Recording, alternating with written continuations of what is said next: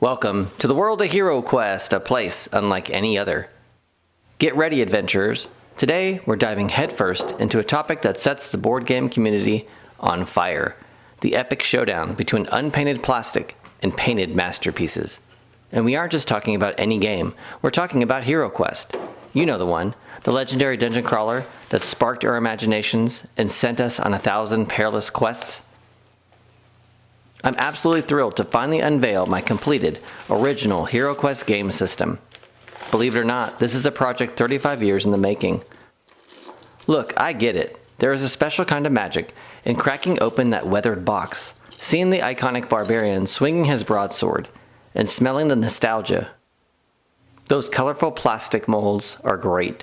They're functional, they're classic, and they get the job done. But today, I'm making a bold case for why painting your miniatures isn't just a hobby. It's a rite of passage. It's about leveling up your investment, supercharging the game's atmosphere, and truly bringing your dungeon to life. This is the Fair Weatherman.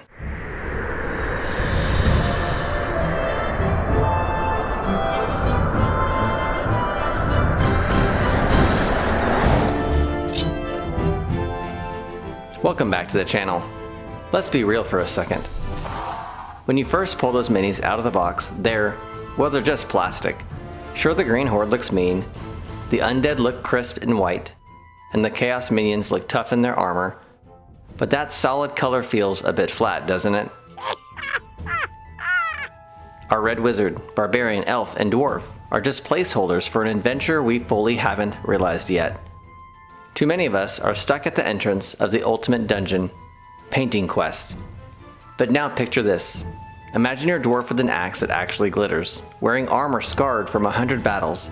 Imagine a Fimir with scales glistening with foul slime and eyes burning with malevolent intent. That is the power of paint. It transforms a generic game piece into a living character with a story to tell. When you move a painted figure across the board, you aren't just moving a token. You're guiding a hero through a deadly gauntlet. The stakes feel higher, the treasure feels richer, and every encounter becomes a cinematic experience. It's personal. Let's get into this. The hours you spend with your brushes aren't just about looking pretty.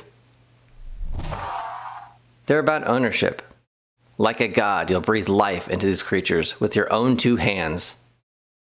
When your hand-painted wizard stands his ground against a horde of hand-painted goblins, the narrative becomes electric. Suddenly, you really don't want your heroes to perish at the hands of a bloodthirsty gargoyle. HeroQuest is the gold standard for fantasy dungeon crawlers. It's the ultimate atmospheric adventure. When your board is packed with vibrant heroes, terrifying monsters, and even blood-stained furniture, the world doesn't just improve, it's amplified. It stops feeling like a board game and starts feeling like a miniature movie unfolding right before your eyes. But how do you start? How do you find the guts to put brush to plastic? I'll be honest, it's about the mindset. After watching endless tutorials, there comes a moment when your bravery finally outweighs your fear. What if I mess up? Soak it in alcohol and start over, no big deal. What if I quit halfway? Set a schedule and crush one miniature at a time. What if they don't look like professional photos? Who cares? You'll find your style, and that's what matters. You'll never know how much you love it until you try. Early on, I told myself I'd just stay a collector, a dungeon diver. But then I thought, what if this is actually fun? What if it's easier than I thought? What if I absolutely love it? And don't think for a second that you're going into this dungeon alone. One of the absolute best parts of this hobby is the vibrant, welcoming community waiting to back you up. Whether you're on Reddit, Discord, or YouTube, there's a literal treasure trove of knowledge at your fingertips.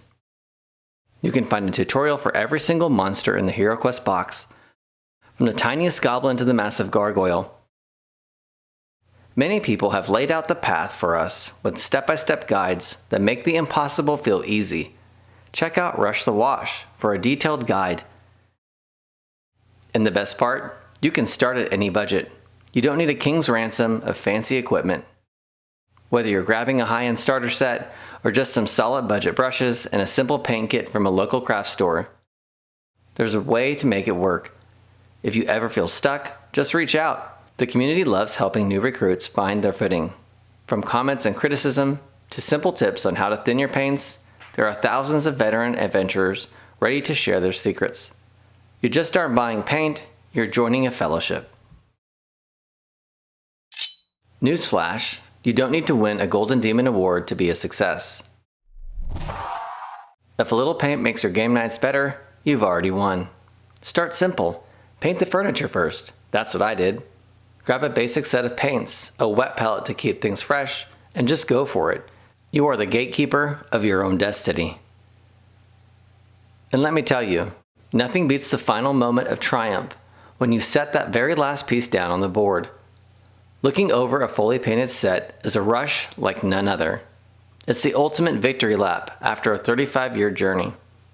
But I'll be honest with you, the furniture was my final boss.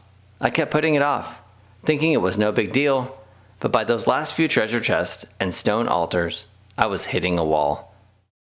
It was grueling, it was tedious, and it almost broke my spirit. But just like a brave barbarian trapped in a room full of chaos warriors, I refused to back down.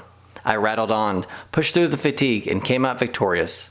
Seeing the flickering fire and blood-stained rack alongside my heroes makes every single struggle worth it. You'll feel like a legend when the last brushstroke lands, I promise. And after a good night's sleep, you'll be tempted to prime up some more minis and do it all over again. So, if you've been sitting on the fence or staring at a sea of gray plastic, I'm telling you, give it a shot. It might seem daunting, but the rewards are massive. You aren't just gaining a hobby, you're unlocking a whole new dimension into one of the greatest games ever. Now get out there, grab a brush, and let's paint some history.